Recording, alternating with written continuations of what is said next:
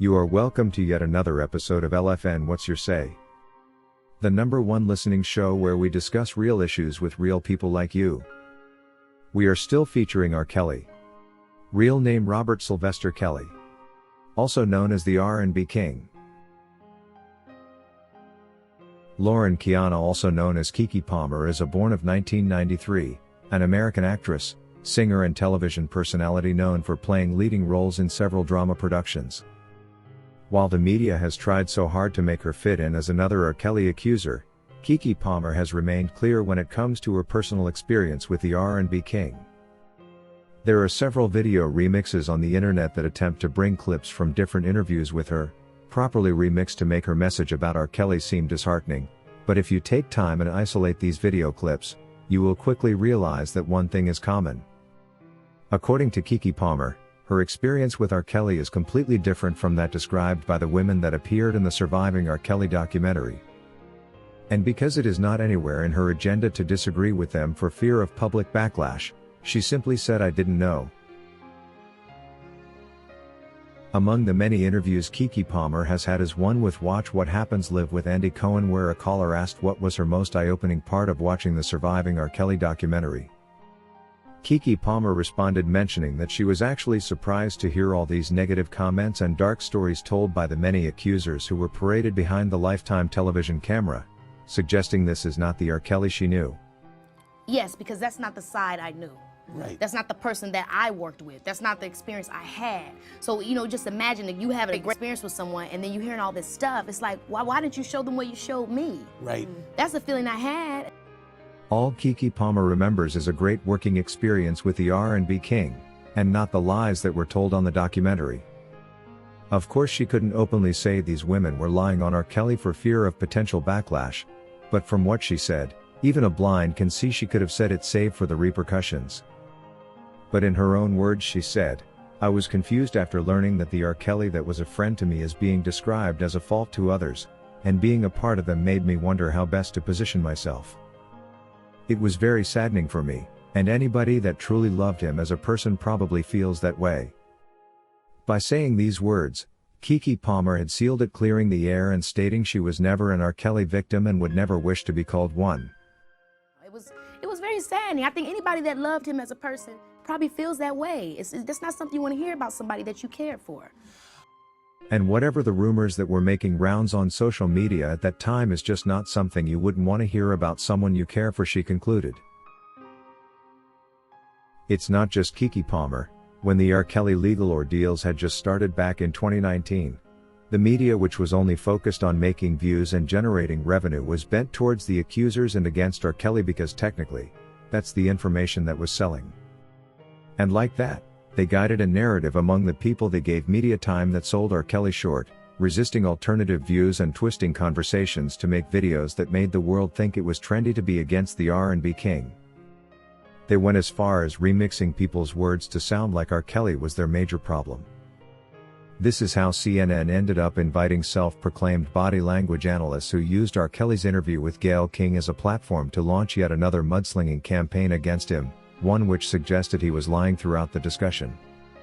One will wonder why these analysts were technically all white, like black people are just not good enough for the role, and this should explain the foul play that was involved.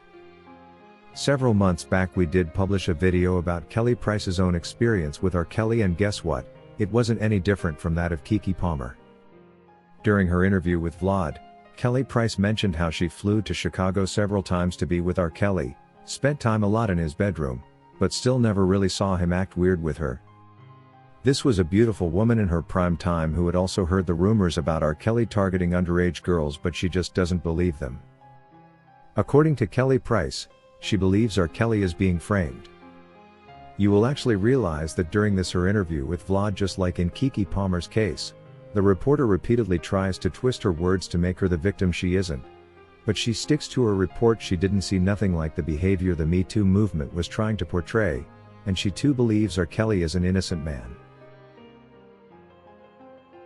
The third person we have so far documented who also worked with R. Kelly and says he was a good man is Nivea, who saw absolutely nothing wrong with the RnB King's conduct, and is also surprised that multiple women would come up to accuse him of this and that. And there are definitely so many people like Keke, Kelly Price and Nivea whose stories have been left undocumented, perhaps deliberately to keep the truth about R. Kelly the good man under the blanket, but then of course a time finally comes when the truth just cannot remain hidden from those that need it. Many in the world now understand the conspiracy behind the whole R. Kelly scandal, and they know he is indeed the victim here. Looking at the pattern of people who have come out to speak negative about R. Kelly and those who have only good things to say, it's easy to realize that it's only those that tried working with him and did not succeed with their careers that are rebuking him, and those that actually achieved something have no problem with his character. This is a perfect indicator that those accusing R. Kelly are largely doing this because they feel he let them down professionally. They believe they could have achieved so much from him but didn't, and for lack of who to blame, they prefer to say R. Kelly did this and that to me, which is a straight path to lying on someone. These people will be quick to blame R. Kelly but themselves only because they failed to make it as great artists they had hoped to become. It's no wonder Stephanie Edwards, known by her stage name Sparkle, is number one on the forefront among the women who prefer to blame R. Kelly for their own failures.